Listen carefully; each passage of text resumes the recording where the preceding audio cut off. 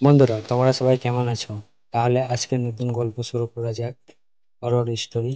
আজকের গল্পের নাম হচ্ছে ভৌতিক গল্প, তেঁতুলতলার শীতল আত্মা।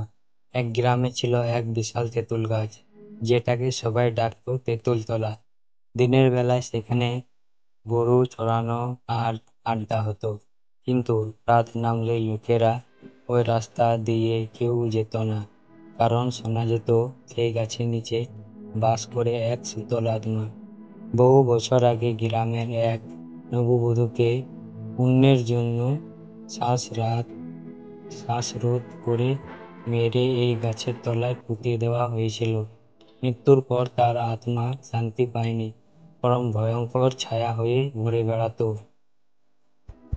এই রাত্রে গাছটার পাশ দিয়ে যায় হঠাৎ কেমন বরফ শীতল হাওয়া শরীরকে ঘিরে ধরে, বাতাস জমে বরফের মতো ঠান্ডা হয়ে যায়, নিঃশ্বাস নিতে কষ্ট হয়।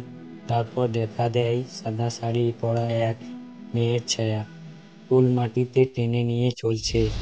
মুখ দেখা যায় না, শুধু ফাঁকা কালো গহ্বরের মতো চোখ। একবার এক গ্রামের এক রাখাল রাতে গরু খুঁজতে গিয়ে ভুল করে গাছের নিচে দাঁড়ায়, তেঁতুল গাছের তলায়। হঠাৎ তার শরীর জমে বরফ হয়ে যায়, মুখ থেকে শুধু ধোঁয়া বেরোতে থাকে।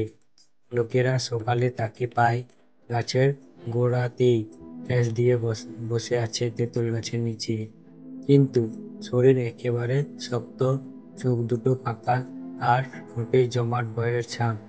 তারপর থেকে সবাই বলে, তেঁতুলতলার শীতল আত্মার ছায়া পড়লে আর বাঁচার উপায়